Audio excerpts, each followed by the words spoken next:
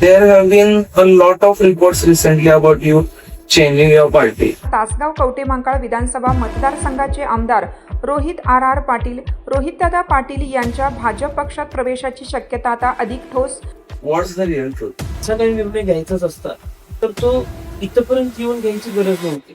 Ronaldo की Messi? मी as a politician याच्यावर सुद्धा क्रिटिसिझम. तर रोनाल्डोचा फोन आला तर पहिली गोष्ट काय बोला? तेरा बाप है कौन बे असं आमदार म्हणून बोलवतात की नॉर्मली रोहित? सुरुवातीला मला कोण आमदार आहे अशी ओळख करून जोपर्यंत देत नव्हतं तोपर्यंत मला रिअलाइज व्हायचं नाही की आपण आमदार झालेलं. आज ही तुमची तुलना आबांशी करतात. सही आबांसारखी जमत नाही, म्हणजे ही माझी सही आहे. राहुल गांधी की नरेंद्र मोदी? नमस्कार मित्रांनो, सगळ्यांचं स्वागत आहे rise with Balaji podcast channel मध्ये. फायनली आपला पहिला पॉडकास्ट राईज विथ बालाजीचा आलाय आणि मला खूप जण विचारत होते की पहिला पॉडकास्ट कधी येणार. तर सगळ्यांना सांगायचं आहे की पहिला पॉडकास्ट आला. आणि मित्रांनो, पहिला पॉडकास्ट कायम स्पेशल असतो आणि स्पेशल पॉडकास्ट साठी आपल्याकडं स्पेशल गेस्टही आहेत. तर आज आपल्यासोबत महाराष्ट्र राज्याचे युथ आयकॉन आणि आमचे लाडके आमदार माननीय रोहित दादा पाटील आमच्या सोबत आहेत. नमस्कार.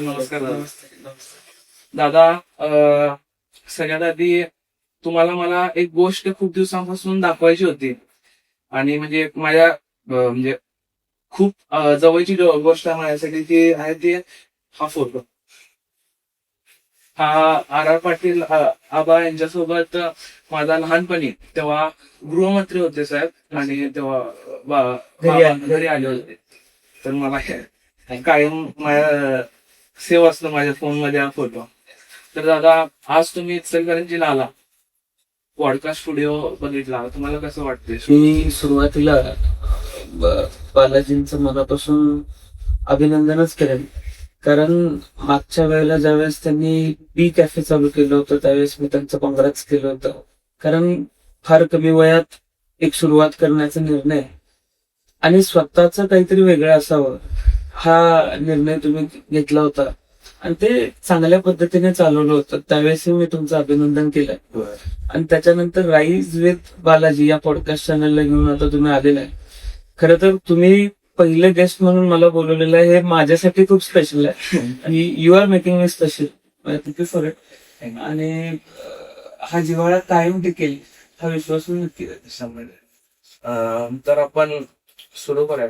तर दादा, आपण सगळ्यात आधी साध्या प्रश्नापासून जाऊया की राजकारण, पद आणि सगळी ओळख बाजूला ठेवली तर माणूस म्हणून रोहित पाटील कसे? आता मी स्वतः मी माणूस म्हणून कसं आहे सांगणं योग्य राहणार नाही, पण मला सुरुवातीला ज्या वेळेला माझे वडील मला लहान असताना विचारायचे की काय व्हायचं आहे, त्यावेळेस मी वडिलांना कुठलाही अँगल माहित नसताना मी त्यांना सांगायचो की मला बिझनेसमॅन व्हायचं आहे.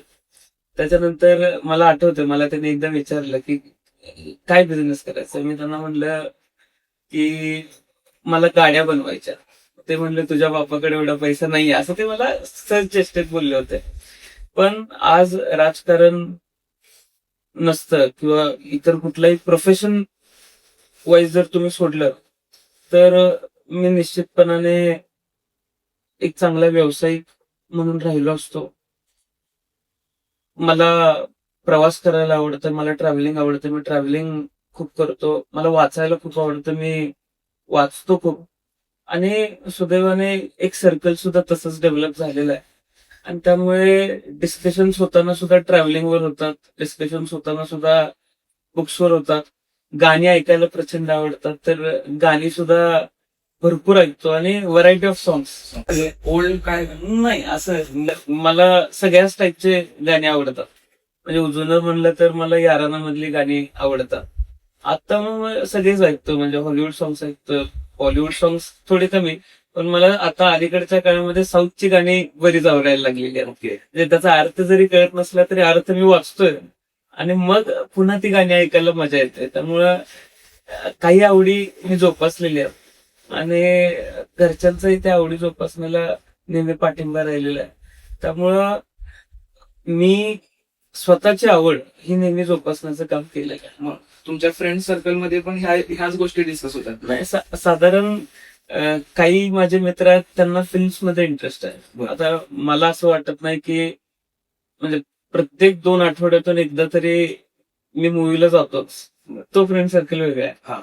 गाणी डिस्कस करणारे मित्र वेगळे आहेत आणि वाचणारे मित्र वेगळे आहेत. फिरायला जाताना कधी कधी सोलो जातो, कधी कधी हा, आणि नाहीतर मग मित्र असतात बरोबर, कधी कधी घरच्यांबरोबर जातो. त्यामुळे प्रत्येक ग्रुप हा वेगळा आहे आणि मी प्रत्येक ग्रुप एन्जॉय करतो. तुमच्या जे मित्र आहेत त्यांच्यावर राजकीय काय चर्चा होत नाही? राजकीय माझ्या मित्रांबरोबर चर्चा होतात. म्हणजे ज्यावेळेस आम्ही आयडिओलॉजीला धरून एकमेकांना प्रश्न विचारत असतो, कधी कधी ते क्रिटिसाइज करतात. कधी कधी क्रिटिसाइज म्हणजे मी ऍज अ पॉलिटिशियन याच्यावर सुद्धा क्रिटिसिझम असते.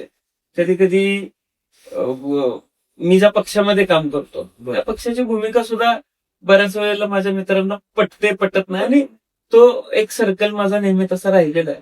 त्यामुळं जवळच्या लोकांकडूनच मला नेहमी उत्तरं सुद्धा मिळत गेलेली आहेत आणि सहसा राजकारणावरती सर्वांशीच चर्चा होत असते. त्यामुळे एक अँगल नेहमी असतो तो, पण फारसं नाही. म्हणजे आपण कुठं बसलोय त्याच्यावरती राजकारणावर चर्चा करायची आहे का नाही हे सुद्धा माझे मित्र ठरवतात. कुठं बाहेर गेलो असेल तर सहसा राजकारणावर चर्चा होत नाही, इतर गोष्टींवरती होते. त्यामुळं मित्रांबरोबर फार कमी राजकारणावर चर्चा, बाकी ज्या आमच्या आवडीनिवडी आहेत त्याच्यावर चर्चा जास्त. मग दादा, ह्या रिलेटेड एक प्रश्न आहे, म्हणजे दादा आजही असा कोणता मित्र आहे का, म्हणजे मित्र तुम्हाला आमदार म्हणून बोलवतात की नॉर्मली रोहित म्हणून? नाही, माझे बरेच मित्र असे आहेत. म्हणजे मी सुरुवातीला ज्यावेळेस ग्रॅज्युएशनला गेलो होतो, हा किस्सा बऱ्याच लोकांना कधी सांगायची संधीही मला मिळाली नाही. पण मी ज्यावेळेस ग्रॅज्युएशनला मुंबईला होतो, सगळे मित्र हे नॉर्थचे असायचे. त्यावेळेस माझे वडील वकीलच आहेत अशीच मी आयडेंटिटी पहिले 6 महिने ठेवली होती. आणि घरचे सुद्धा यायचे भेटायला, बाहेरच्या बाहेर भेटून जायचे. फारसं कळण्याचं माध्यम कोणाला नव्हतं. एकदा बीकेसीला 2016ला माझ्या मते मॅग्नेटिक महाराष्ट्राचा एक समिट झाला होता, बिझनेस समिट. आणि माझ्या मित्रांना त्यावेळेस असं वाटलं, म्हणजे मित्रांनी आम्हाला सांगताना असं सांगितलं की अरे आज मोदीजींची बीकेसी मध्ये सभा आहे आणि आपण सगळे जाऊया. त्यावेळेस 2016 म्हणजे एक पीक पिरियड होता आणि आम्ही सगळे कॉलेजमध्ये शिकत होतो. आपण बीकेसीला जाऊया असं आमच्या सगळ्यांचं ठरलं. तिथे गेल्यावर कळलं की हा क्लोज्ड डोअर इव्हेंट आहे आणि साधारण 1600-1700 पासेस स्टेट गव्हर्नमेंटनं काढलेले आहेत आणि तो स्वतः पीएम येणार आहेत. भारतातले आणि परदेशातले काही टॉप बिझनेस टायकून्स येतात. आणि मग त्याच्यानंतर आम्ही असं बाहेरून जात असताना एका तिथल्या पोलीस कर्मचाऱ्यांनी आम्हाला ओळखलं. सीपी साहेब स्वतः, म्हणजे आबांच्या बाबतीत आदर होता, ते स्वतः आले. सगळे सिक्युरिटी प्रोटोकॉल्स आम्ही पार पाडले आणि मी माझ्या मित्रांबरोबर गेलो. म्हणजे मला सीपी साहेबांनी ऍक्च्युली तुम्ही पुढे जावं, मित्र सगळे पाठीमागून बोलवतो असं सांगितलं. नाही, आम्ही सगळे एकत्र चाललोय, नाहीतर गेलो तर आत एकत्र, नाही तर हरकत नाही. तर ते म्हणले नाही, आम्ही सगळे सिक्युरिटी प्रोटोकॉल्स पार पडतो. ज्यावेळेस आम्ही पुढे जाऊन बसलो, सुदैवाने फर्स्ट रोला बसायला मिळालं आणि त्या बिझनेस समिटला काही बॉलिवूडचे ऍक्टर्स पण आले होते. माझ्या मित्रांना काहीच कळत नव्हते की आपल्या बरोबर काय चाललंय, कारण की एंट्री कशी मिळाली. तर मित्र बसलेला, एका मित्राच्या या बाजूला आमिर खान बसले होते, एका मित्राच्या या बाजूला रणवीर सिंग बसले होते.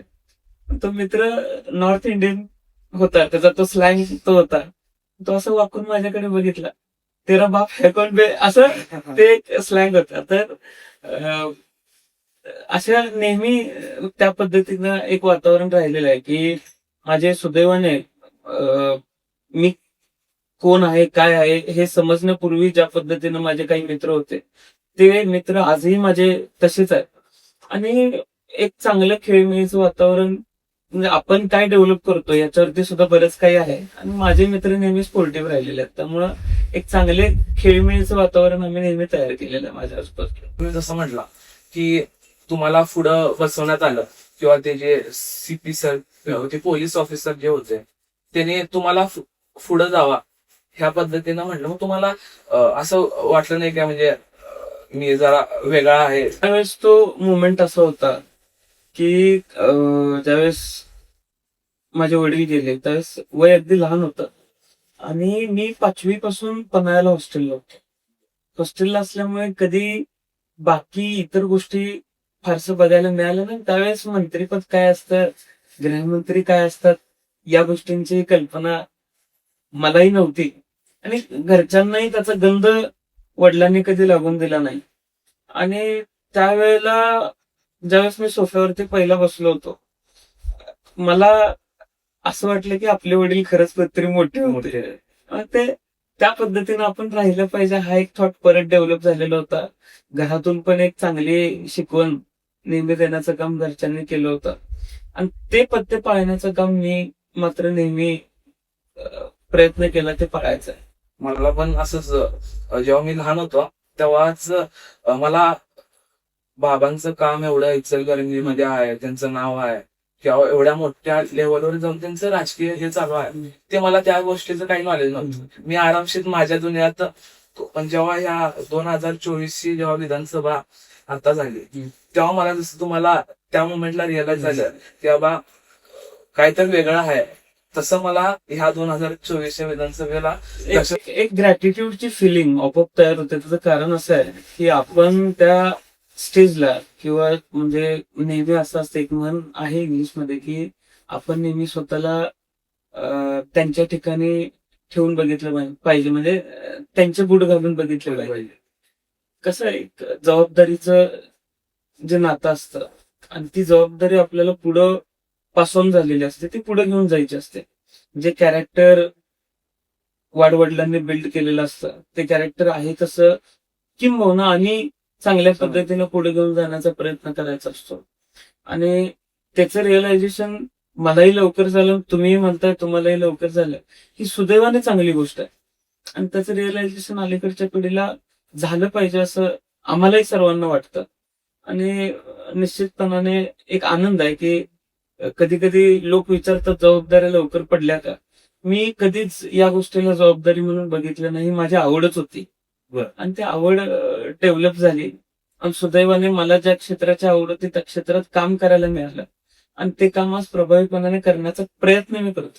आता मग आमदार होण्यापूर्वीचा रोहित पाटील आणि आता आमदार रोहित पाटील स्वतःमध्ये काय बदल वाटतो? मी तुम्हाला एक सांगतो, मला आजही माझे मित्र कधी कधी मला कम्फर्टेबल ट्राउझर्स घालायला आवडतात. सुरुवातीला मी नागपूरच्या अधिवेशनामध्ये ज्यावेळेस गेलो, ते थंडीचं थोडस नागपूरला वातावरण असतं. मी माझे एक स्पोर्ट्स ट्राउझर घालून गेलो होतो आणि माझ्या मित्राचे मला फोन आले, माझ्या भावाचा पण मला फोन आला की तू काही पण घाल पण ती स्पोर्ट्स जायचं नाही. मग मी म्हणलं जो डेकोरम आहे त्या डेकोरम मध्ये विधिमंडळाच्या तसे कपडे मी घातलेलेच आहेत, फक्त खाली मला व्यवस्थित थोडस कम्फर्टेबल लागतं. पण मग सुरुवातीला ज्या वेळेस कार्यक्रम मतदारसंघात व्हायचे 2016 पासून लोकांनी एक मॅनिफेस्टेशन माझ्यासाठी ठेवलं होतं आणि ते भावी आमदार म्हणायचे. सुरुवातीला मला कोण आमदार आहे अशी ओळख करून जोपर्यंत देत नव्हतं तोपर्यंत मला रिअलाइजच व्हायचं नाही की आपण आमदार झालो. त्यामुळं बदल असा मी अजिबात म्हणणार नाही. ठीक आहे, ज्या गोष्टी म्हणजे एका गोष्टीचा मला मनापासून आनंद आहे की 2016 ते 2024 या कार्यकाळामध्ये मला मतदारसंघामध्ये ज्या ज्या अडचणींचा अभ्यास करायला मिळाला त्या अडचणींवरती खरं तर मार्ग काढण्याची संधी मला आता मिळालेली आहे. आणि काही अंशी गेल्या सव्वा वर्ष म्हणजे विधानसभाहून अगदी 1.25 वर्ष झालेलं आहे, त्याच्यावरती काम करायला मिळालेलं आहे. काही गोष्टींमध्ये आपण बदल केलेला आहे, काही गोष्टी मी पोटतिडकीनं मांडल्या, त्या राज्य शासनानं स्वीकारल्या आणि आपण जो बदल कधी काळी आपण जी मागणी करायचो तो बदल आपल्याला स्वतः करायला मिळतोय याचा मला मनापासून आनंद आहे. त्यामुळं स्वतः रोहित पाटील म्हणून इतर काहीच बदल नाही. जबाबदाऱ्या निश्चितपणाने वाढलेल्या, पण त्या जबाबदाऱ्यांप्रमाणे कॅपॅसिटी पण वाढलेली आहे. एक बदल मला निश्चितपणाने सांगतो की सुरुवातीच्या काळामध्ये काही गोष्टींच्या बाबतीत मी फार रिॲक्टिव्ह असायचो. म्हणजे कधी कधी असं वाटायचं की एखादी कमेंट निगेटिव्ह आली की तर कॉन्शियस व्हायचो सुरुवातीच्या काळात. बरं. आता त्याच्यावरती विचार करतो, त्याच्यामध्ये सुधारणा ही प्रोसेसच आहे. पण आता निगेटिव्ह काय असेल तर फार मनाला लावून नाहीच घ्यायचं, ही माझी मनाची तयारी झालेली आहे. आणि काम करत राहायचं, जेवढं जास्त करू शकू तेवढं जास्त करायचं, ही भूमिका मला बरी आहे. दादा, समजा उद्या तुम्हाला पूर्ण दिवस फक्त स्वतःसाठी मिळाला, ना सभा, ना फोन, ना मीटिंग, तर तो दिवस तुम्ही कसं घाल? मी आजही तसा दिवस ठेवतो. ओके. म्हणजे एखादा दिवस असा असतो, आता मला काही ठिकाणी जायची आवड होती. मी माउंटन पर्सन आहे. बरं. मला डोंगरावरती जायला आवडतं. मी मधल्या काळात 7 दिवस सरपास ट्रेक म्हणून एक ट्रेक आहे, साधारण 16,000 मीटर वरती ग्राउंड लेवलच्या आपण जातोय. तर मी 7 दिवस बर्फाचे डोंगरच चढत होतो. तिथं नेटवर्क नव्हतं, काही नव्हतं. माझी बुक बरोबर होती. तिथं रुटीन असं होतं की 6 वाजता म्हणजे 5 वाजता जेवायचं, 6 वाजता झोपायचं आणि दुसऱ्या दिवशी बर्फ कडक आहे तोपर्यंत क्लाइम्बिंग चालू करायचं. मला परत परत असं झालं होतं 3 दिवसानंतर की आता खाली कधी जात आहे. पण कारण रोज त्या एका वातावरणात राहायची सवय झालेली असते आणि त्याच्यात राहिल्यानंतर पुन्हा मग ते एकटे पण सुद्धा सहन होत नाही. पण ती एकटी राहायची कॅपॅसिटी सुद्धा बिल्ड झालं पाहिजे, असं मला काही माझ्या वडिलांच्या मित्रांनी सांगितलं होतं. मी सुरुवातीच्या काळापासून आतापर्यंत ह्याच्या पुढच्या काळातही माणूस हा नेहमी डेव्हलपिंग प्रोसेसमध्ये असतो आणि प्रत्येक क्वालिटी डेव्हलप झाली पाहिजे असं मला वाटतं. परफेक्टली होऊ शकत नाही असं गृहीत धरलं तरी आपल्याला काही गोष्टींची सवय असली पाहिजे. आणि मग मी एकटा ज्यावेळेस असतो त्यावेळेस वाचतो, एकटा ज्यावेळेस असतो त्यावेळेस वॉकिंगला जातो, एकटा ज्यावेळेस असतो त्यावेळेस गाणी चांगली ऐकतो. मी कधी कधी तरी असं झालेलं आहे की मी 12 वाजता दुपारी थिएटरमध्ये गेलोय, 12 ते 3 बघितलाय, 4 ते 7चा बघितलाय, पुन्हा 8 ते 10चा बघितलाय. एका दिवसात तीन पिक्चर थिएटरला बघितलेले आहेत. त्यामुळे असे सुद्धा दिवस आहेत. आणि ज्या काही आवडी आहेत त्या आवडी मी त्या मोकळ्या दिवसांमध्ये जोपासतो. कधी कधी फॅमिली बरोबर मम्मी वगैरे घरी असतात तर कधी कधी घरी थांबतो एखाद दिवस पूर्ण. आणि तो फिल्टरेशन गरजेचा आहे असं मला वाटतंय, कारण मग मी दुसऱ्या दिवशी जास्त फ्रेश होऊन काम करायला बाहेर पडतो. त्यामुळं तो एक दिवस मी माझ्या आयुष्यात नेहमी ठेवतो. आणि मी तुमची स्टोरी बघितली, तुमच्याकडे डॉग पण आहे. नाव काय त्याचं? ब्रुनो नाव आहे त्याचं. आणि एक आवड म्हणूनच मला लहानपणी मला डॉग घ्यायचं होतं आणि त्यावेळेस वडिलांकडे प्रचंड रडून मी हट्ट केला होता. मग घरच्यांनी शेवटी ठरवलं की ह्याला एक डॉग घेऊन द्यायचं. आणि त्यावेळेस एक लॅब्रेटर आणलं, ब्लॅक लॅब्रेटरच आम्हाला दाखवायला आणलं होतं. त्याचा एकूण मेंटेनन्स वगैरे सगळं बघितल्यानंतर वडील नाही म्हणले त्या काळात. त्याच्यानंतर हॉस्टेलला गेलो, तो गॅप पडला. पण आता फ्री टाइम थोडस घरच्यांना पण मिळालेलं आहे. मग ते बघितल्यावर म्हणलं आता घरी एक डॉग घ्यायचं. डॉग दादा, R.R. पाटील आबा यांनी जिल्हा परिषद सदस्यापासून उपमुख्यमंत्री आणि गृहमंत्रीपर्यंतचा प्रवास केला. पण त्याहून मोठी गोष्ट म्हणजे त्यांनी लोकांच्या मनात जागा निर्माण केली. तुमच्या मते त्यांची सर्वात मोठी ओळख कोणती होती? त्या काळामध्ये ते ज्या ठिकाणी होते तिथं स्वतःची एक वेगळी ओळख निर्माण होईल अशाच पद्धतीचं काम त्यांनी केलं. जिल्हा परिषद सदस्य असताना जिल्हा परिषदेमध्ये मोठ्या प्रमाणात लोकांचे प्रश्न मांडून त्या अडचणी सोडवायचं. म्हणजे काही वेळेला माझ्या मतदारसंघामध्ये नरसेवाडी म्हणून एक गाव आहे, त्या काळामध्ये त्या गावामध्ये प्लेगची साथ पसरली होती. तर माझे वडील 2 दिवस तिथे राहिले होते आणि स्वतः सगळे नियोजन ते करत होते. जिल्हा परिषद सदस्य म्हणून त्यांनी प्रभावी काम केलं. जिल्हा परिषद सदस्य असताना त्यांची ओळख वेगळी होती. विधानसभेचा सदस्य म्हणून काम करताना मतदारसंघात त्यावेळेस दुष्काळ प्रचंड होता.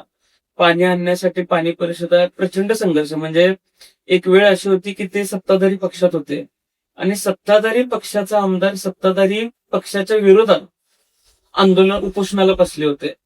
त्या भागातले लोक वडिलांच्या पाठीमागं प्रचंड पाठिंबा घेऊन उभारले. सत्ताधारी पक्षाचे मंत्री येऊन स्वतः आश्वासन देऊन त्यांनी उपोषण सोडवावं लागतं. त्या काळात आमदार म्हणून काम करताना त्यांनी स्वतःची वेगळी ओळख निर्माण केली. ते कालांतराने विरोधी पक्ष नेता झाले. विरोधी पक्ष नेता असताना थेट राज्याच्या मुख्यमंत्र्यांच्या वेगवेगळ्या गोष्टी चुका काढून, काही अधिकाऱ्यांच्या चुका काढून, काही मंत्र्यांच्या वेगवेगळ्या पद्धतीचे भ्रष्टाचार बाहेर काढून त्यांनी त्या मंत्र्यांना राजीनामे द्यायला भाग पाडले. विरोधी पक्ष नेता म्हणून त्यांनी एक वेगळी ओळख निर्माण केली. कालांतराने ग्रामविकास मंत्री झाले. ग्रामविकास मंत्री झाल्यानंतर वेगवेगळ्या लोकांना योजना त्यांनी राबवल्या. ग्रामविकास मंत्री म्हणून वेगळी ओळख. गृहमंत्री म्हणून काम करताना म्हणजे पोलीस भरती मोठ्या प्रमाणात झाली. गृह विभागात काय बदल झाले खरं तर मुलगा म्हणून मी सांगणं योग्य नाही, पण आज पोलिसांशी संवाद साधल्यानंतर कशा पद्धतीने त्यांनी बदल केले होते ऍडमिनिस्ट्रेशनमध्ये, ती ओळख वेगळी आहे. त्यामुळं आज त्यांच्या एकूण कार्यशैलीकडे बघताना मी कुठल्याही एका स्टेजला मी डिफाईन करणार नाही, पण त्याच्यातून शिकेन एकच की जे काम करायला मिळालेलं ते बेस्ट करायचं, त्यामध्ये स्वतःचं वेगळं काहीतरी निर्माण करायचं. त्यामुळं मी कधीच स्टोरी कॉपी करायचा प्रयत्न करत नाही. मी स्टोरी मधून समरी घेतो आणि आपण जे करतोय ती समरी एक्झॅक्टली मॅच करायचा माझा प्रयत्न असतो. दादा, आबा यांनी तुम्हाला अशी कोणती एक गोष्ट शिकवली जी आजही प्रत्येक निर्णयात जपायचा प्रयत्न करतात? तर त्यांनी मला काहीतरी शिकवावं असं माझं वय पण नव्हतं आणि फार क्वचित बोलणं व्हायचं. मला आठवतंय फार कॅरम खेळायला शिकवलं त्यांनी ज्यावेळेस आम्ही लहान होतो. पण आज वेगवेगळ्या लोकांकडून ऐकल्यानंतर किंवा त्यांचा आज मतदारसंघामध्ये बरीच ज्येष्ठ लोक आहेत ज्यांनी त्यांच्याबरोबर 35 वर्ष काम केलं. त्या लोकांशी कधी कधी असंही होतं की म्हणजे आजही एखाद्या घरात मुलाचं काही गोष्टींवरून आपल्या वडिलांशी सुद्धा खटकतं. सगळंच विचार मॅच होतात असं होत नाही. तशीच माझी थोडीशी परिस्थिती आहे. अगदी सगळीच लोक वडिलांच्या सारखीच आहेत कारण त्यांच्याबरोबर काम केलेलं आहे आणि विचार कधी कधी मॅच होत नाही, कार्यपद्धती कधी कधी मॅच होत नाही, पण मी मॅच करायचा प्रयत्न करतोय. पण या सगळ्यामध्ये स्वतःमध्ये पेशन्स पाहिजे, स्वतःची एक शिस्त पाहिजे, स्वतःची एक कन्सिस्टन्सी पाहिजे आणि या गोष्टी त्यांच्या कार्यपद्धतीकडे बघितल्यावर शिकायला मिळतात. पेशन्स या सगळ्यात प्रचंड पाहिजेत आणि त्या मी अलीकडच्या काळात थोड्याफार का होईना डेव्हलप केलेलं. दादा, लोक आजही तुमची तुलना आबांशी करतात. ही तुलना तुम्हाला प्रेरणा देते की कधी कधी दबावही वाटतो? परवाच एक सहज उदाहरण सांगतो. कलाकार मामल्यांच्या मतदारसंघामध्ये सध्या शिफारसी द्यायचं चालू आहे. अनेक लोक, मी सही करत होतो ना, असेच माझ्या वडिलांचे जुने सहकारी आले. ते म्हणले की सही आबांसारखी जमत नाही. म्हणजे माझी सही आहे. मग कधी कधी सही सुद्धा त्यांच्यासारखी करावी या गोष्टीचा दबाव आहे, नक्की आहे. पण मग एक लिगसी ते जे आपल्यासाठी जो वारसा आपल्यासाठी ठेवून गेलेले आहेत ते घेऊन जायला मला मजा यायला लागलेली आहे. म्हणजे कारण मला काम करायची प्रचंड आवड आहे. म्हणजे त्यांनी सुरुवातीच्या काळामध्ये मतदारसंघामध्ये हेल्थ ऑपरेशन चालू केले होते. मी 2019 ते 24 मतदारसंघामध्ये 6,500 पेशंटचे वेगवेगळ्या पद्धतीच्या ऑपरेशन्स केले. आता 2024 पासून आज घडेल 2026 मध्ये साधारण 1,500 ऑपरेशन्स मतदारसंघामध्ये आम्ही केलेले आहेत. मग ते मोतीबिंदू असेल, हृदयाचे असतील, अगदी किडनी ट्रान्सप्लांट किंवा लिव्हर ट्रान्सप्लांट करत असताना प्रचंड खर्चिक असे ऑपरेशन्स आहेत. आम्ही CSR आणतो, ते ऑपरेशन्स करतो, त्याचे रजिस्ट्रेशन वेळेवरती करून देणं, ह्या ज्या गोष्टी त्यांनी चालू केलेल्या आहेत त्या गोष्टी पुढे घेऊन जायला अगदी मला मनापासून आवडतं. आणि आज विधानसभेचा सदस्य म्हणून लोकांनी जी संधी दिली त्यामध्ये जे ऍडमिनिस्ट्रेटिव्ह डेव्हलपमेंट आहे इन्फ्रास्ट्रक्चरल डेव्हलपमेंट आहे. मतदारसंघामध्ये आता मी एक विजन ठेवून द्राक्षासाठी सुद्धा काम करतोय. एमआयडीसी सुद्धा मोठ्या प्रमाणात आम्ही पुढे घेऊन चाललोय. ते सगळं काम करताना मनापासून आवडीनं मी ते काम करायला लागलेलं. आणि सुदैवाने मतदारसंघातले लोक कामाला प्राधान्य देणारे लोक आहेत. त्यामुळं ती आवड मी जोपासण्याचा कायम प्रयत्न केलेला आहे. मग म्हणजे आमदार व्हायच्या आधी विधान भवनाची किंवा विधानसभेची जी इमेज तुमच्या समोर होती की तिथलं एन्व्हायरमेंट किंवा ह्या गोष्टी, आणि तिथं गेल्यावर तुम्हाला कसं म्हणजे त्यावेळेस म्हणजे एक असं झालं की मी वयाच्या 17व्या वर्षापासून मंत्रालयामध्ये मतदारसंघातल्या कामांचे पाठपुरावा करण्यासाठी फिरतोय. त्यामुळे आता एखादा प्रस्ताव खालून वरती न्यायचा असेल तर तो कसा पळवायचा याचा अभ्यास आम्हाला झालेला आहे. अरे नाही चांगलं. आणि डेस्क टू डेस्क कसं फिरायचं असतं मंत्रालयात. आता कधी कधी लोकांना असं वाटतं की मंत्र्यांना पत्र दिलं म्हणजे काम होतं. मंत्र्यांना पत्र दिलं म्हणजे काम होत नाही. त्याच्या पाठीमागचा पाठपुरावा प्रचंड मोठा आहे. आणि तो प्रस्ताव खालनं म्हणजे तासगावात तयार होत असेल तर तासगाव, सांगली, कोल्हापूर, पुणे, पुण्यातनं मग डिपार्टमेंटच्या कमिशनरकडे जाणार, तिथून deputy secretary, joint secretary, secretary, आणि मग पुन्हा मंत्र्यांच्या समोर जातो. पुन्हा जीआर निघायला डेस्क कडे जातो. ही सगळी प्रोसेस मला शिकायला मिळाली सुदैवाने. आणि आता त्याच प्रोसेसचा म्हणजे तीच प्रोसेस आम्ही पाळतोय. त्यामुळे पाठपुरावे सुद्धा जलद गतीने व्हायला लागलेले आहेत. कुठं जायचं हे निश्चितपणाने माहिती आहे. आणि त्याच्यापेक्षा पुढे जाऊन काय मागायचं हे मला निश्चितपणाने माहिती आहे. त्यामुळं त्यावेळेस तरी आदर होताच. आमदार झाल्या सुरुवातीचे 2 अधिवेशन तर आयुध समजून घ्यायला, म्हणजे जे रूल बुक असते विधान भवनाची, ती समजून घ्यायलाच वेळ गेला. आणि ते अजूनही समजले असं म्हणणार नाही. जेवढं वाचेल त्यावेळेस प्रत्येक वेळेला वेगवेगळा, प्रत्येक क्लॉजचा वेगळा अर्थ शिकायला मिळतो. पण बेसिक जी रूल बुक आहे ती थोडीफार समजलेली आहे. आणि अजूनही पुढे वाचत जाईल त्यावेळेस समजत जाईल. त्यामुळं आमदार असायच्या आधी जो आदर होता तो आदर आता दुप्पट तिप्पट झालेला आहे असं त्या सदनाच्या बाबतीमध्ये, असं मला माझ्याच मनामध्ये नेहमी वाटतं. आणि त्याच्यापेक्षा पुढे जाऊन म्हणजे मी मागच्या वेळेला एकदा विधान भवनात भाषण करताना रात्री 2:30 वाजता शिक्षकांच्या विषयावर मी बोललो होतो. तर त्यावेळेस एवढ्या रात्री थांबून मी माझ्या पक्षाचा मुख्य प्रतोद आहे, म्हणजे माझ्या पक्षाचे जे प्रतिनिधी तिथं बोलणार असतात त्यांची यादी माझ्याकडून जाते सभापतींकडे. आणि सगळेच माझ्यापेक्षा सिनियर असतील. त्यामुळे मला माझं नाव नेहमी खाली ठेवावं लागतं. पण मी रात्री तिथं बसल्या बसल्या विचार करत होतो की इथं येण्यासाठी खूप खस्ता खाल्लेल्या आहेत, बऱ्याच गोष्टी सहन केलेल्या आहेत. आणि आता इथं आलो तर मग इथं फुल फ्लेश थांबून चांगलं काम करायचं. त्यामुळं आता त्या गोष्टींबाबतीत आदरही वाढलेला आहे, त्या गोष्टींची आवडही वाढलेली आहे. आणि त्या इकोसिस्टम मध्ये राहण्यासाठी ज्या ज्या गोष्टी लागतात त्या गोष्टी मी स्वतःमध्ये डेव्हलप करण्याचा प्रयत्न करायला लागलेलो. तुम्ही जसं म्हटला की सगळे तुमच्यापासून जास्त करून सिनियर्स आहेत, विरुद्ध पार्टीचे असून देत किंवा आपले पार्टीचे असून देत, पण त्यांच्यावर राहून त्यांच्यावर उठून बसून तुम्हाला कोणत्या नवीन गोष्टी त्यांच्याकडून मिळाल्या? मी तुम्हाला एक गोष्ट नक्की सांगतो, म्हणजे विधान भवनातलं वातावरण, अगदी आपल्या पक्षातील लोक असतील, विरोधी पक्षातील लोक असतील, माझे सगळ्याच वयोगटातले खूप चांगले मित्र आहेत. मी मित्रच म्हणेन, मार्गदर्शक आहेतच, पण काही गोष्टींच्या बाबतीत मी मित्रच म्हणेन. मला त्यांनी कधीच मी फार ज्युनियर आहे याची भावना माझ्या मनामध्ये येऊन दिली नाही. आणि आता म्हणजे काही आमदार आहेत, म्हणजे मी मुनगंटीवार साहेबांकडनं आज प्रचंड शिकतो. म्हणजे भाजपचे जर लोक सांगायचं झालं तर मुनगंटीवार साहेबांकडनं प्रचंड शिकायला मिळतं. त्यांचे मुख्य प्रतोद आहेत, आमदार आहेत सावरकर साहेब, त्यांचा अभ्यास प्रचंड कधी कधी शिकायला मिळतो. संजय थिटे साहेब आहेत, त्यांच्याकडून प्रचंड शिकायला मिळतं.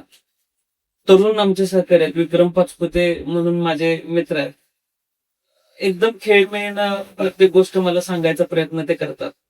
शिवसेना एकनाथ शिंदे साहेबांच्या पक्षामध्ये सुहास भैया बाबर आहेत, बरेच म्हणजे त्या पक्षामध्ये सुद्धा बरेच आहेत.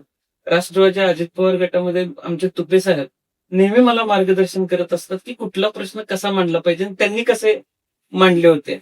त्यामुळं आमच्या पक्षात बरेच लोक आहेत, शिवसेना उद्धव साहेबांच्या पक्षातले, काँग्रेसमधले सगळे आमदार. मी नेहमीच सगळ्यांकडून काहीतरी शिकायचा माझा प्रयत्न असतो.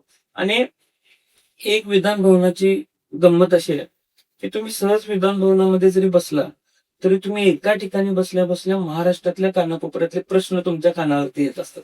मी कोण प्रश्न कसा मांडतोय हे बघत असतो. बरं. आणि मग वेगवेगळे आयुध आहेत, प्रश्न उत्तर आहेत. काही वेळेला प्रायव्हेट बिल सांगतात, ते बिल कसं आणायचं हे मागच्या अधिवेशनामध्ये मी शिकलोय की ते बिल मी पुढच्या अधिवेशनामध्ये एक चांगला विषय घेऊन मी स्वतःच बिल आणणार आहे, हा प्रयत्न माझा करणार आहे आपण. त्यामुळं वेगवेगळी आयुध शिकायचा प्रयत्न करतोय. आणि फार खेळमेनं हे सगळे जुने सहकारी सुद्धा मला त्यांच्यासारखंच घेऊन जातात याचा मनापासून आनंद आहे. ऍज अ नॉर्मल पर्सन तुम्हाला विचारलं की आता जे पॉलिटिकल पार्टी किंवा पॉलिटिकल लिडर्सचे जे सपोर्टर आहेत त्यांचा एक वेगळ्याच लेवलवर कॉन्ट्रोवर्सीज किंवा एक काय म्हणतात एक दुसऱ्याला उलट बोलणं ह्या त्या सगळ्या गोष्टी, पण सगळे आमदार विधानसभेमध्ये किंवा विधान परिषदेमध्ये आत कसं वातावरण असतं, म्हणजे कसं सपोर्टर्स तर एक दुसऱ्यावर एकदम जास्त राग काढत असतात. आता एक गोष्ट मी आपल्याला सांगतो. हा. आम्ही पवार साहेबांच्या विचारांचे कार्यकर्ते जर असो, उद्या त्यांच्यावरती कोण काय बोललं तर आम्हाला निश्चितपणाने राग येतो. आम्ही त्यावेळेस पोटतिरीकडे विरोध सुद्धा करणार. एक गोष्ट अशी आहे की जिथं योग्य आहे तिथं योग्य आणि जिथं अयोग्य आहे तिथं अयोग्य आम्ही म्हणलं पाहिजे, कार्यकर्त्यांनी म्हणलं पाहिजे. लोकशाहीचं मूल्यच मुळात ते प्रिन्सिपलच लोकशाहीचं डेमोक्रेसीचं हे ते आहे. आता समजा फक्त विरोधालाच विरोध करायचा असेल तर विधिमंडळात काम होणार नाही. पण एखादा चांगला ठराव असेल, एक गोष्ट मला शिकायला मिळाली, एखादा चांगला ठराव असेल तर त्याच्यावरती मतदान सुद्धा घ्यावं लागत नाही. सगळे आमदार हात वर करून त्याला सपोर्ट करतात. मग तो विरोधी पक्षाचा असला तरी, सत्ताधारी पक्षाचा असला तरी विरोधी पक्षाचे लोक सहमत करतात. पण एखादा चुकीचाच असेल तर मग त्याच्यावरती 2-2, 2.5, 3-3 तास चर्चा होते. आणि काही वेळेला ठराव पुढे सुद्धा घेऊन जाता येत नाही, अशी सुद्धा परिस्थिती असते. त्यामुळं कार्यकर्त्यांनी सुद्धा राष्ट्रहितासाठी, देशहितासाठी, राज्याचं हित आणि त्या पुढे जाऊन सर्वसामान्य माणसाच्या हितासाठी जी व्यक्ती काम करते ती योग्य करत असेल तर त्याला योग्य म्हणायला शिकलं पाहिजे, ती अयोग्य करत असेल तर अयोग्य म्हणायला शिकलं पाहिजे. मी राजकारणामध्ये व्यक्ती केंद्रित जी भक्ती अलीकडच्या काळामध्ये बघायला मिळते ती निश्चितपणाने चुकीची आहे. कारण काही गोष्टी चुकीच्या चालू आहेत तर त्याला चूक म्हणायचं धाडस आपल्यामध्ये पाहिजे. आणि ज्या गोष्टी बरोबर होतात त्या गोष्टीला मग ते विरोधी पक्षाचा एखादा आमदार असला, म्हणजे अगदी विक्रम पाचपुते जे माझे सहकारी आहेत, माझ्यापेक्षा एल्डर आहेत, ते मोठे आहेत, माझ्यापेक्षा तरुण आहेत, त्यांची सुद्धा माझ्या मते पहिली दुसरी टर्म असावी.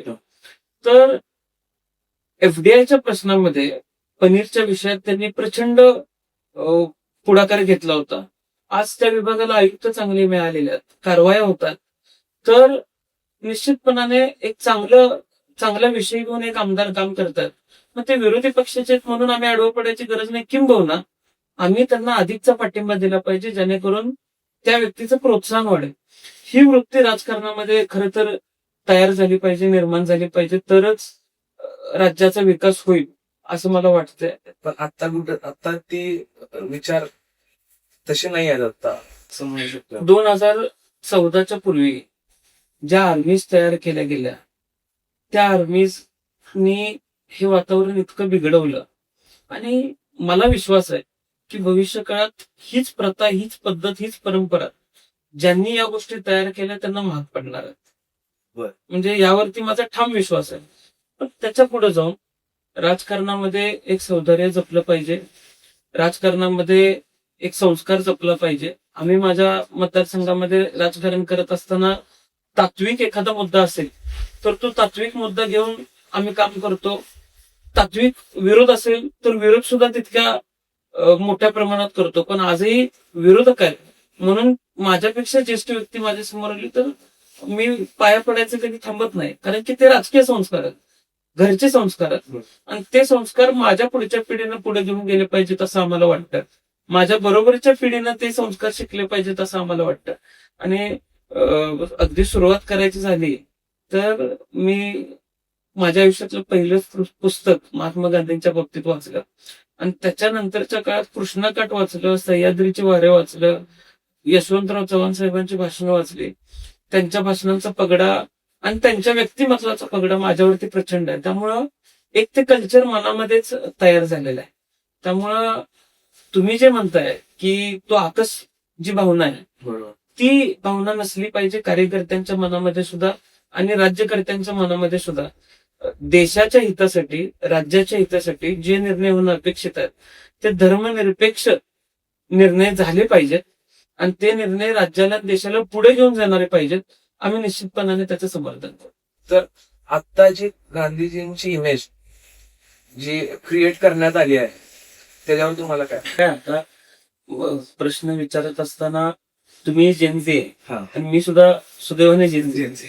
आता एक विषय असा आहे की अलीकडच्या काळामध्ये फार कमी माहिती घेऊन त्या गोष्टीवरती रिॲक्ट करायची सवय अलीकडच्या काळामध्ये सगळ्याच पिढ्यांमध्ये आलेली असं मला वाटतं. एखाद्या गोष्टीची पूर्ण माहिती किंवा एखाद्या गोष्टीच्या फार खोलामध्ये जायचा वेळ हा कुणालाही नाहीये. प्रत्येक जण आपापल्या कामात बिझी आहे.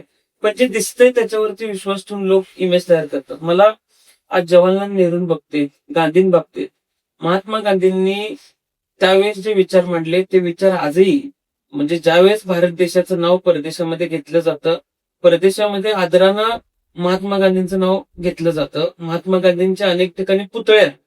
ते पुतळे फक्त व्यक्तीचं प्रतीक नाहीये, ते विचारांचं प्रतीक आहे. आणि मला आश्चर्य वाटतं की इथं महात्मा गांधींचा आलोचना करणारी लोक, त्यांच्या विचारांना पायदळी तुडवणारी लोक बाहेर जाऊन मात्र त्यांच्या पुतळ्यासमोर त्यांना हातच जोडावा लागतो. बरोबर. तर तो त्या व्यक्तीचा मोठेपणा आहे. पण त्या व्यक्तीचा मोठेपणा यात सुद्धा आहे की ते एवढे मोठे असून सुद्धा त्यांना विरोध करणारी लोक त्या काळातही होती आणि आज सुद्धा आहेत. फक्त तो विरोध हा पातळी ठेवून असावा असं मला वाटतं.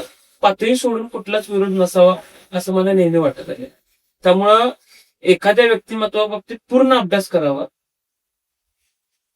तुम्ही वाचा आणि वाचल्यानंतर जर विरोध असेल तर तो विरोध मान्य आहे. पण न वाचता एखादा फोटो बघून तुम्ही जर एक परसेप्शन तयार करणार असाल तर ते परसेप्शन चुकीचं आहे असं माझ्या सगळ्याच जनरेशनला, खास करून जेनजीजला निश्चितपणाने मला सांगायचं.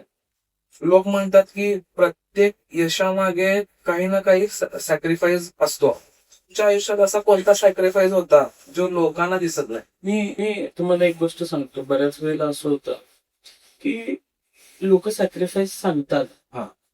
काही लोक इमोशनल होतात, काही लोक, म्हणजे मला कुठलाच सॅक्रिफाईस वाटत नाही. म्हणजे एखाद्याला डोंगरावर चढायचं असेल तर दम लागणं स्वाभाविक आहे. बरं.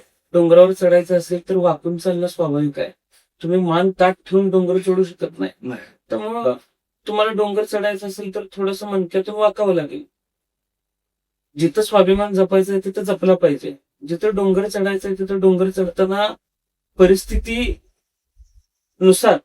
आपण वाकून चाललं पाहिजे. चढायचं असेल तर दम लागणार. आता दम लागणं हा सॅक्रिफाईस मी म्हणू शकत नाही. किंवा दम लागणं म्हणजे मी माझ्या फुफ्फुसांवर अन्याय करतोय असं म्हणणार नाही. त्यामुळे मी कुठल्याच गोष्टीला सॅक्रिफाईस असं म्हणणार नाही. आणि मी काहीतरी वेगळं केलं म्हणजे मी प्रत्येक वेळेला एक गोष्ट गृहीत धरतो. मी ज्यावेळेस मुंबईला कॉलेजला होतो मी इंदिरानगर झोपडपट्टीतल्या मुलांना शिकवलेलं आहे. मी एका एनजीओ साठी काम करायचो. मी ती परिस्थिती बघितलेली आहे. मी सुदैवाने समाजातले प्रत्येक स्तर मला बघायची संधी मला मिळालेली आहे. आज बऱ्याच वर्गापेक्षा म्हणजे महात्मा गांधींनी अंगावरती कापड न घेण्याचं निश्चित केलं, कारण त्यांचं मत असं होतं की माझा निम्माहून अधिक देश हा आज वस्त्राविना वावरतोय आणि मी त्यांचा नेता म्हणून वावरत असताना मी माझ्या जर सगळे जॅकेट वगैरे घालून फिरायला लागलो तर मला त्यांच्या अडचणी कधीच समजणार नाही. त्यामुळे मी माझा सॅक्रिफाईस वेगळा असेल काहीच सांगणार नाही. मी ज्यावेळेस स्वतःला एखाद्या ठिकाणी ठेवतो म्हणजे आज इथं बसलोय, बऱ्याच लोकांना इथं बसायची संधी मिळालेली नाही. उद्या भविष्यात हे पॉडकास्ट चॅनल मोठं होणार आहे. लोक तुम्हाला अप्रोच करतील पण मला अप्रोच न करता तुम्ही संधी दिली इथं बसायची. त्यामुळं प्रत्येक वेळेला आपण कशापेक्षा तरी बेटर आहे हीच भावना मी माझ्या मनामध्ये ठेवली. मला त्याप्रती ग्रॅटिट्यूड आहे. त्यामुळे मी माझं सॅक्रिफाईस असं वेगळं काही सांगणार नाही. आणि सॅक्रिफाईस असं काहीच नसतं. तुम्हाला काहीतरी मिळवायचं असेल तर काहीतरी सोडायची तुमची मानसिकता पाहिजे आणि ते सोडावंच लागतं. सगळंच घेऊन मी चाललोय म्हणजे पाठीवरती कॉफी प्यायला आवडते, चहा प्यायला आवडतो, पण मस्का घेऊन चाललोय असं पाठीवरती घेऊन मी डोंगर चढू शकत नाही. कुठेतरी ते ओझं हलकं करायला पाहिजे. प्रॅक्टिकल माणसाला राहिलं पाहिजे असं माझं मत. तुमचं आता एक सिमिलॅरिटी आपल्या दोघांमध्ये बघायला गेली तर आपण दोघं पण तसं हेल्दी आहे. तर मग सुपर हेल्दी. सुपर हेल्दी आहे. बरं, मग दादा आजच्या सोशल मीडियाच्या काळात लुक्स, फिटनेस आणि बॉडीला खूप महत्व दिलं जातं. अनेकदा एखाद्या माणसाची क्षमता त्याच्या शरीरावरून ठरवली जाते. तुमच्या मते माणसाचं यश त्याच्या दिसण्यावरनं ठरतं की त्याच्या विचारांवर आणि कामावर? आणि अशा तरुणांना तुम्ही काय सांगाल जे फक्त बॉडीमुळे स्वतःला कमी समजतात? मला एक गोष्ट नक्की सांगायची आहे, म्हणजे तुम्ही ज्यावेळेस स्वतःला शारीरिक गोष्टींवरती वरून स्वतःवरती बंधन ज्यावेळेस घालता त्यावेळेस ही गोष्ट फार शॉर्ट टर्म आहे असं मला सांगायचं. म्हणजे आजही लाल बहादूर शास्त्रींची उंची किती होती हे मोजायला कोणीच गेलेलं नाहीये. उंची कमी होती हे सगळ्यांना माहिती आहे, पण उंची किती होती हे बऱ्याच लोकांना माहित नाही. पण लाल बहादूर शास्त्रींनी केलेलं काम हे प्रचंड मोठं होतं. सरदार वल्लभभाई पटेलांचा पुतळा किती जरी मोठा असला तरी त्यांची मूळची उंची किती होती हे बऱ्याच लोकांना माहित नाही. पण त्यांनी त्या काळामध्ये केलेलं काम हे प्रचंड मोठं होतं. नेल्सन मंडेला कसे दिसायचे म्हणजे त्या काळात त्यांनी ज्या गोष्टीवरून मोठा संघर्ष केला म्हणजे वर्णीय भेद यावरून त्यांनी प्रचंड मोठा संघर्ष उभा केला होता. आज ते कसे दिसायचे हे अजिबात मॅटर करत नाही. महात्मा गांधींना अगदी फार प्रॅक्टिकल राहून बोलायचं झालं, महात्मा गांधींनी जर असा विचार केला असता की माझ्या डोक्यावरती केस नसणं यावरून मी कसा दिसतो हे मला लोक जज करतील म्हणून त्यांनी विग लावायचं धाडस केलं असतं तर ते कसे दिसले असते मला माहित नाही. पण आपण आहे तसं जाणं आणि या सगळ्या पलीकडे जाऊन तुम्ही ज्या विचारांवरती चाललाय ते विचार महत्वाचे आहेत. तुम्ही जे प्रिन्सिपल स्वीकारलेले आहेत ते प्रिन्सिपल्स महत्वाचे आहेत. आणि तुमचं कर्तृत्व आणि कर्तव्य या दोन गोष्टी महत्वाच्या आहेत असं मला वाटतं. त्यामुळे शॉर्ट टर्म गोष्टींमध्ये ठाण प्रॅक्टिकल अति राहून मी असाच आहे म्हणून मी लट्टच होत चाललोय असंही चालणार नाही. एक्सरसाइज करायला पाहिजे ते आपल्यासाठीच चांगलं आहे तर तेही करायला पाहिजे. म्हणजे कुठल्या बॉक्समध्ये राहण्याची कुणीच आवश्यकता नाही. नेहमी प्रॅक्टिकल राहिलं पाहिजे असं मला वाटतं. आणि स्वतःच्या शरीरासाठी जी गोष्ट चांगली आहे ती करायला हरकत काय. त्यामुळे आता काही लोक बोलायला लाऊड असतात, परदेशात लाऊड बोललेलं चालत नसतं. तर मी असाच आहे म्हणून तुम्ही जर तिथं गेला तर तिथं आपल्या देशाचा अपमान होत असतो. ही बेसिक सिव्हिक सेन्सची गोष्ट आहे. त्यामुळं ज्या त्या ठिकाणी आपण स्वतःला त्या पद्धतीने ठेवण्याची गरज आहे. आणि त्याच्या पुढे जाऊन स्वतःचं शरीर कसं पाहिजे हे आपण एकदा ठरवलं तर आता मी फार कमी वजन कमी करण्याचा प्रयत्न करायला लागलो. अलीकडच्या काळात थोडं यश आलेलं आहे पण खायचंही आवडत नाही. पण तेही करतो. पण स्वतःवरती बंधन मी ठेवलेलं नाही पण मग व्यायाम वाढवलेला आहे. त्यामुळं म्हणजे माझं टार्गेट असं होतं, आम्ही MIDC साठी इंटरनॅशनल डेलिगेशन बोलवलं होतं आणि त्यावेळेस मला माझ्या काही सहकाऱ्यांनी सूट घालायची विनंती केली होती. मी विनंतीच म्हणेन कारण ते मागं लागले मला. मग त्यावेळेस मी सूटमध्ये कसा दिसलो पाहिजे हे मी माझ्या मनामध्ये ठरवलं होतं. त्यामुळे मी माझं वजन कमी केलं. त्यामुळं काही गोष्टी काही बंधनं ही शॉर्ट टर्म असतात. लॉंग टर्म ज्या गोष्टी आहेत त्या लॉंग टर्म गोष्टींकडे आपण लक्ष दिलं पाहिजे. नॉलेज वाढवलं पाहिजे, व्हॅल्यूज ठरवले पाहिजेत, स्वतःच्या विचारांवरती ठाम असणं गरजेचं आहे असं वाटतं. बघा, आज महाराष्ट्रात भ्रष्टाचार विषय वारंवार चर्चेत येतोय. एक तरुण लोकप्रतिनिधी म्हणून तुम्ही या परिस्थितीकडे कसं पाहता? नाही, एक गोष्ट अशी आहे, मी कुठल्याच गोष्टीकडे एकांगी म्हणजे वन साइडेड बघण्याचा प्रयत्न कधीच करत नाही. माझ्यासाठी हा एक सगळ्या सर्कलचा भाग आहे. म्हणजे आज लोकप्रतिनिधींनी प्रामाणिक असायला पाहिजे तर निश्चित पाहिजे. त्यांनी त्यांचं काम व्यवस्थित केलं पाहिजे, काम प्रामाणिक केलं पाहिजे. जर ते एखादं इन्फ्रास्ट्रक्चरल डेव्हलपमेंट करत असतील तर त्याचा गुणवत्ता, त्याची क्वालिटी चांगली पाहिजे. लोकांनी देखील या सर्कलमध्ये राहत असताना, म्हणजे आज मी बघतोय लोकप्रतिनिधी म्हणून काम करताना, म्हणजे खरं तर हे मी बोलतोय फार धाडशी होईल का नाही मला माहित नाही, किंवा त्याचे रिझल्ट किंवा त्याचे परिणाम काय असतील मला माहित नाही. पण ज्या गोष्टी आम्ही कधी केल्या नाहीत, ज्या गोष्टी कधीच करायच्या नाहीत असं माझ्या वडिलांनी सांगितलं, त्या गोष्टी आजही आम्ही करत नाही. ते न करण्याचा आमचा प्रयत्न असतो. म्हणजे गणपतीला वर्गणी द्यावीच लागते, ते नाहीच मागितली तर त्या काळामध्ये इतर संपर्काने काम चांगलं होऊ शकतं. दहीहंडी नेत्यांनी घेतलीच पाहिजे, मग त्यासाठी स्टेज घातली पाहिजे, हा आग्रह असलाच नाही पाहिजे. कारण ते लोकप्रतिनिधी म्हणून त्याचं कामच नाही. बरोबर. इतरही वेगळ्या वेगळ्या गोष्टी आहेत ज्यावरती चुकीच्या पद्धतीने खर्च केला जातो. आज निवडणुकीला मी बघतोय की प्रचंड प्रमाणात पैसे खर्च झाले असं निवडून आलेला उमेदवार सुद्धा सांगतो आणि पडलेला उमेदवार सुद्धा सांगतो. तर ते पैसे जर द्यावेच लागले ना तर निवडून आल्यानंतर काम हे एकमेव साधन लोकांच्या किंवा लोकप्रतिनिधी पुढे राहील, एकच लक्ष त्याच्या पुढे राहील. त्यामुळं लोकप्रतिनिधींनी काम करणं अपेक्षित असेल तर आपण सुद्धा चुकीच्या अपेक्षा थोड्याशा मागे ठेवल्या पाहिजेत आणि त्याला काम करायची संधी दिली पाहिजे. तुम्ही एखाद्याचं मूल्यमापन हे कामावर करा, पण ऐन वेळेला 5 वर्ष राब राबायचं आणि पुन्हा निवडणुकीच्या वेळेस कुणाला तरी आमिषच दाखवावं लागणार असेल तर मात्र तिथं काम करणारी व्यक्ती नाउमेद होऊ शकते. आणि त्याला नाउमेद करायचं नसेल, किंबहुना एखादी व्यक्ती विजन ठेवून काम करत असेल तर मग त्याला नाउमेद न करण्याची भूमिका ही त्या भागातल्या लोकांनी घेतली पाहिजे. आज एक सूत्र असं झालेलं आहे की जास्त पैसा असला म्हणजे निवडून यायची शक्यता जास्त. अगदी थोडीफार उदाहरणं सांगू शकतात जिथं उमेदवाराने पैसे खर्चच केले नाहीत किंवा समोरच्या उमेदवाराने प्रचंड खर्च करून सुद्धा कमी पैसे असलेले उमेदवार निवडून, अशी फार क्वचित उदाहरणं सांगता येतील. पण बहुतांश ठिकाणी पैसे जास्त असले तरच तो निवडून येऊ शकतो असंच गृहीत धरलं जातं. तर त्यासाठी मी कुठल्याही एका रोल मधल्या व्यक्तीला दोष देणार नाही. दोष द्यायचाच असेल तर तो सर्व घटकांना द्यावा लागेल. बरोबर. म्हणजे मी बोलतोय ते काही लोकांना चुकीचं वाटत असावं, पण जबाबदारी म्हणून मी मतदान करताना म्हणजे मी स्वतःला कधी त्या ठिकाणी ठेवू शकत नाही जिथं मला कोणतरी 2 आणि 3 हजार रुपये देते, मी उद्या त्याला जाऊन मतदान करतोय. या ठिकाणी मी स्वतःला ठेवू शकत नाही, कारण मला तो उद्या विधानसभेमध्ये गेल्यानंतर, ती व्यक्ती उद्या लोकसभेमध्ये गेल्यानंतर मला त्यांच्याकडून अपेक्षा आहे की त्यांनी पॉलिसीवरती काम केलं पाहिजे, मतदारसंघासाठी काम केलं पाहिजे. त्यामुळे या गोष्टीकडे भ्रष्टाचार होत असेल तर ते चुकीचं आहे. भ्रष्टाचार होत असेल तर ते भ्रष्टाचाराचं निर्मूलन झालंच पाहिजे.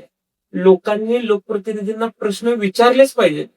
पण मग काही लोकांचं मत असं पण येतं की बाबा आम्हाला बाकीचे खर्च जास्त आहेत तर मग काय कर्ज काढून राजकारण करायचं का, असेही लोक बोलतात. तर तशी भावना कुणाच्या मनामध्ये आली नाही पाहिजे. त्यासाठी मतदारांनी देखील पारदर्शक राहिलं पाहिजे, कामाच्या अपेक्षा ठेवल्या पाहिजे. लोकप्रतिनिधी सुद्धा मग स्वतःला फक्त कामाला बांधील समजेल असं एक प्रांजळ भावना माझी आहे, तरुण लोकप्रतिनिधी म्हणून माझी भावना आहे.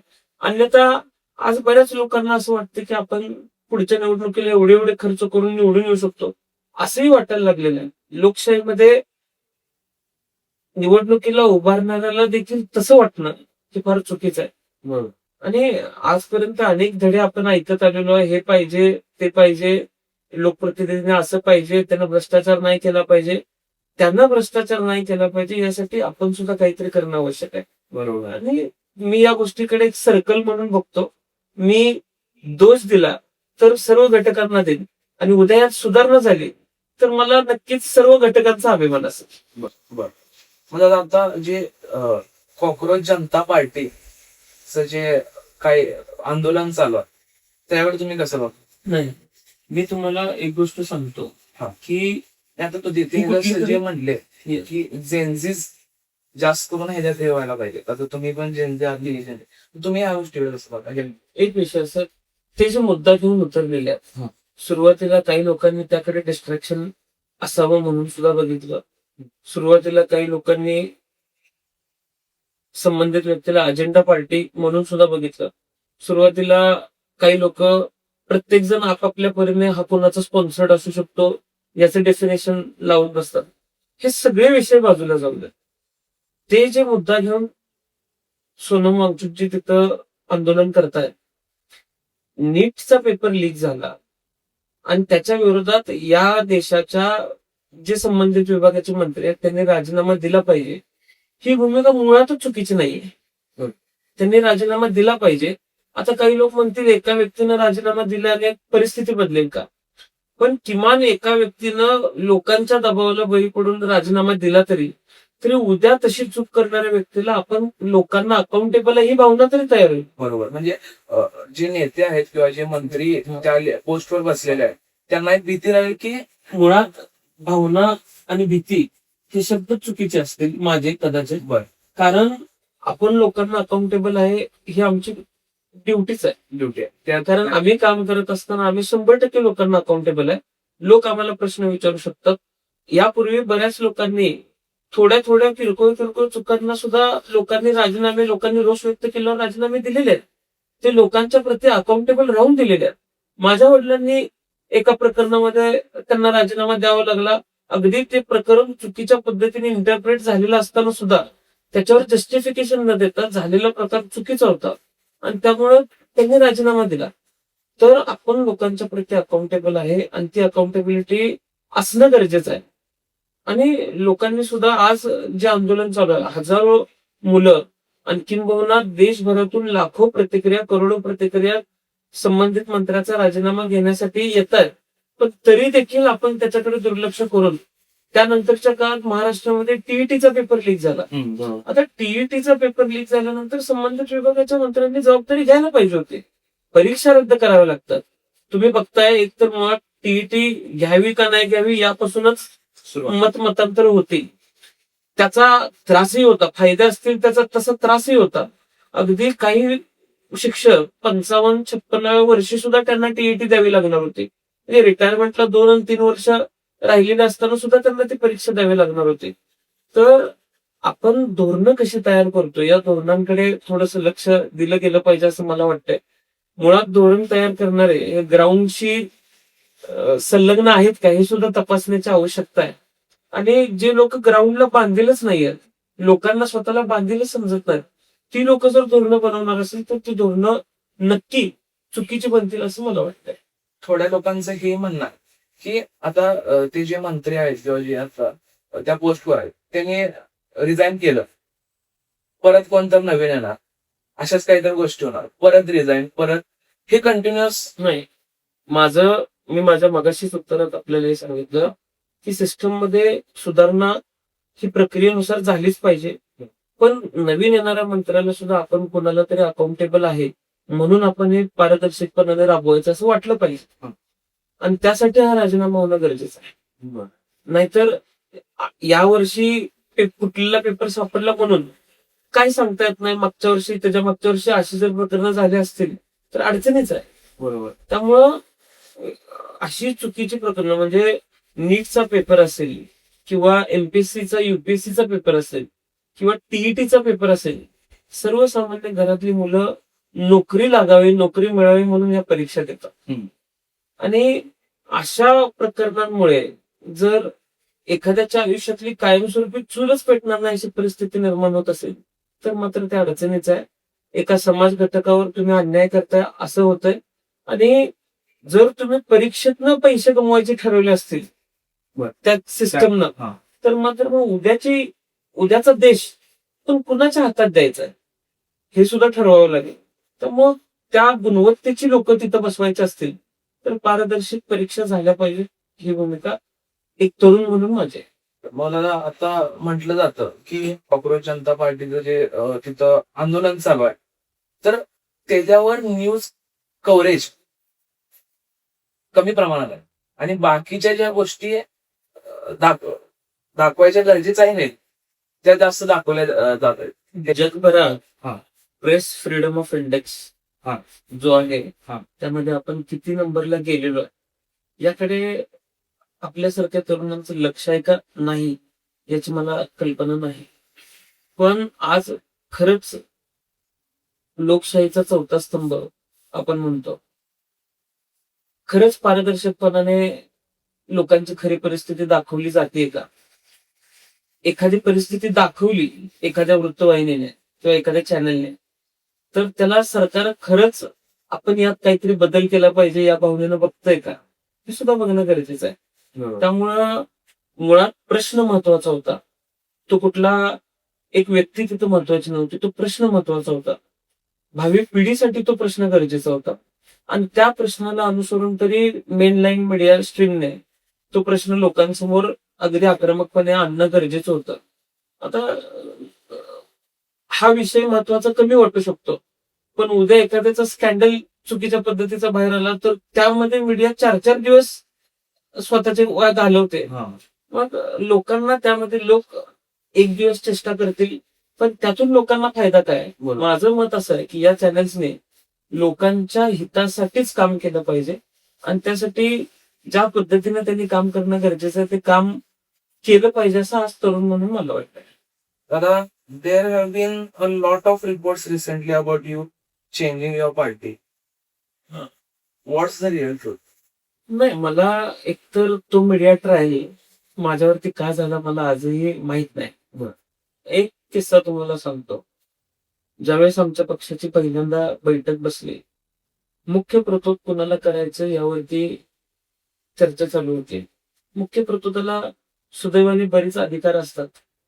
माझ्या पक्षामध्ये ज्यावेळेस ही चर्चा चालू झाली, पवार साहेबांनी पहिलंच नाव रोहित पाटील असं घेतलं.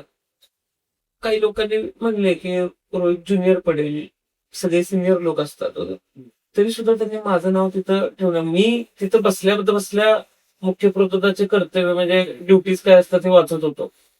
पुन्हा काही 2-3 लोकांनी मला सांगितल्यानंतर मला ते पद का दिलं गेलेलं आहे याची मला कल्पना आली. आता असा काही निर्णय घ्यायचाच असतात तर तो इथपर्यंत येऊन घ्यायची गरज नव्हती. यापूर्वीच घेऊ शकलो असतो. बरोबर. पण विचारांची प्रतारणा मी करणार नाही ही भूमिका होती. माझ्या मतदारसंघातले लोक हे नेहमी चांगल्या विचारांचे राहिलेले आहेत, त्यांची ती इच्छा नाही. आणि लोकांच्यातून निवडून आलेला लोकप्रतिनिधी लोकांना विचारल्याशिवाय कसा काही निर्णय घेऊ शकतो. त्यामुळं मला त्या मीडिया ट्रायलचा बळी माझा का दिला गेला हे मला माहित नाही. पण या सुद्धा गोष्टीकडे मी फार पॉझिटिव्हली बघतो, कारण राजकारणात असे प्रसंग येत असतात. वेगवेगळ्या बातम्यांना सामोरं आयुष्यात बरेच प्रसंग येऊ शकतात, जावं लागणार आहे. त्यासाठी जी मानसिकता पाहिजे ती मानसिकता माझी किमान यामुळे तयार झाली. आणि पण एक आहे की माझी लोकांकडून एकच अपेक्षा असेल की एखाद्या बातमीची पूर्ण तथ्यता तपासून आपण त्याच्यावरती रिएक्ट झालं पाहिजे. बरोबर. पूर्ण तथ्यता न तपासता जर आपण त्याच्यावर रिएक्ट झालो, म्हणजे कधी कधी हेडलाईन अशी असते की अमुक व्यक्ती भाजपमध्ये जाणार आणि पुढे क्वेश्चन मार्क असतो. बरोबर. तो पुढचा क्वेश्चन मार्क फार कमी लोकांना दिसतो. ते जाणार असंच दिसतं. त्यामुळं लोकांनी तथ्यता तपासून गोष्टींवरती रिएक्ट केलं पाहिजे असं मला वाटतंय. आणि मी तुम्हाला मगाशी सांगितलं की मी आयुष्यामध्ये सुरुवातीपासूनच माझ्यावरती अशा व्यक्तिमत्वांचा प्रभाव आहे, ते विचार मी आयुष्यभर कधी सोडू शकेन असं मला वाटत नाही. आणि मग त्यासाठी जी काही किंमत मोजायला लागेल ती किंमत मोजायची माझी तयारी. तेव्हा 27 तारखेला जे आपण येणार होता तेव्हा तुमचं ते आता जे प्रोग्राम होता ते डेलिगेशन त्या दिवशी आले होते. हा.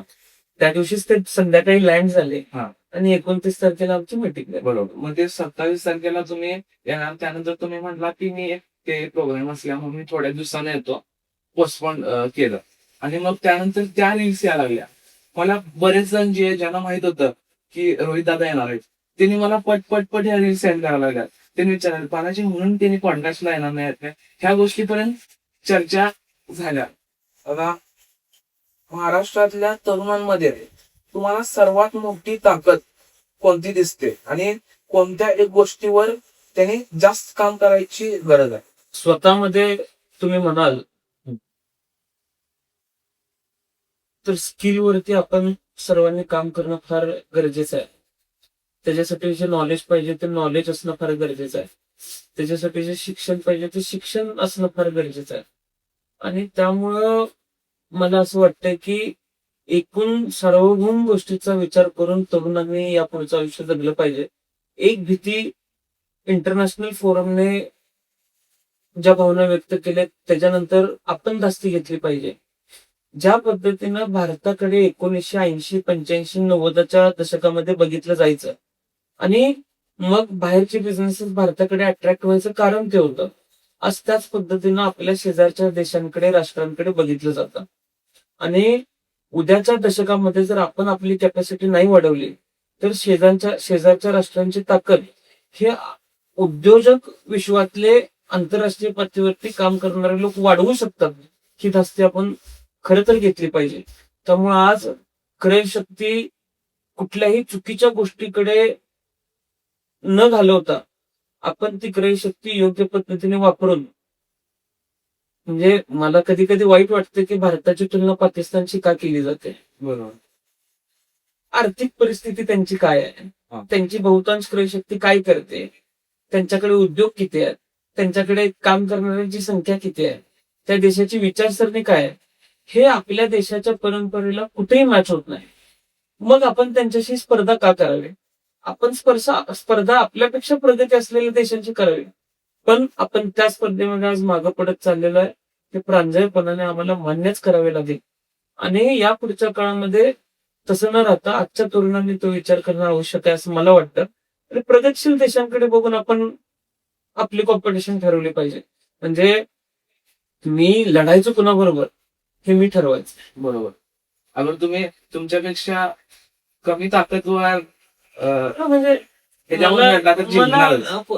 मुळातच पाकिस्तान या देशाकडे किंवा बांगलादेश या देशाकडे आंतरराष्ट्रीय पातळीवरती कुठल्या नजरेनं बघितलं जातं हे मी तुम्हाला सांगायची गरज नाही. तर आपण चिखलात का उडी मारायची आहे, बरोबर. हेच लोकांनी समजून घेण्याची आवश्यकता. मग आता जरा आपण रॅपिड फायर क्वेश्चन्स द्या. जसं मी तुमच्याकडे मागच्या वेळी आलतो तर तुम्ही जाताना मला विचारला की तू कोणत्या फुटबॉल टीमला सपोर्ट करतो. मग मला कुठेतरी वाटलं की तुम्हाला एक फुटबॉल मध्ये इंटरेस्ट आहे. तर मला विचारायचं आहे की रोनाल्डो की मेसी? रोनाल्डो.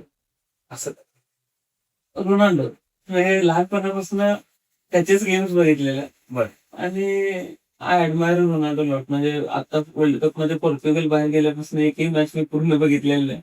आणि बघितलं तर फक्त पोर्तुगलचीच पूर्ण बघितलेली. बरं. त्यामुळे रोनाल्डो. जो स्पेनचा नवीन एक उगवता प्लेअर यमाल. यमाल, त्याच्याबद्दल तुम्हाला नाही, मी फारसा गेम नाही बघितला तुम्ही नुसतं बघेन. रोनाल्डोच्या रिटायरमेंट फेज मधून आम्ही रोनाल्डो फॅन्स बाहेर पडायचं. तुम्ही डाय पोर्तुगल काय रोनाल्डो रोनाल्डो पोर्तुगल. मग मेसी बद्दल काय वाटतं की मेसी कसा? माझं काही मत नाही, म्हणजे माझं काहीच मत नाही. त्यात मेसी फॅन्स कमेंट करतील. नाही नाही, मला मी रोनाल्डो आवडतो. बर. जर रोनाल्डोचा फोन आला तर पहिली गोष्ट काय बोला? काय नाही, मला भेटायचं असेल फोनाला तर भेटायचं असेल. भेटल्यावर काय बोला त्यांच्याशी? म्हणजे काय असं काय माहित नाही, मी काय माहितच नाही. रिॲक्ट करायला पण जरा. मी स्पोर्ट्समॅन मध्ये हा. एकाच व्यक्तीला भेटायची माझी इच्छा असू शकते आणि कदाचित किती व्यक्ती आहे. क्रिकेट बद्दल कोणता फेवरेट? क्रिकेटमध्ये रोहित शर्मा. रोहित शर्मा, विराट कोहली. रोहित शर्मा. मग तुम्हाला आता ब्लॅक कॉफी की चहा? कॉफी. कॉफी. ते तुम्ही कॉलेजला असताना चहा खूप पिलं. चहा. आता साखर सोडलेली आहे, दूध सोडलेलं आहे, तर मग ब्लॅक कॉफी. नाईट आउल की अर्ली बर्ड? तसा मी नाईट आवलाय, बर. पण मग झोप पण कमी आहे त्यामुळे अर्ली बर्ड पण आहे. पण मला आवडतं रात्री नाईट आउल. राहुल गांधी की नरेंद्र मोदी? मी ऍज अ थॉट प्रोसेस कधीच व्यक्ती म्हणून कोणाकडे बघत नाही. हा. पण अलीकडच्या काळामध्ये राहुल गांधीजी ज्या पद्धतीनं काही प्रश्न पुढे घेऊन येत आहेत आणि एक संघर्ष मला त्यांचा दिसतो, त्यामुळे राहुल गांधी बद्दल काय गोष्ट आवडते?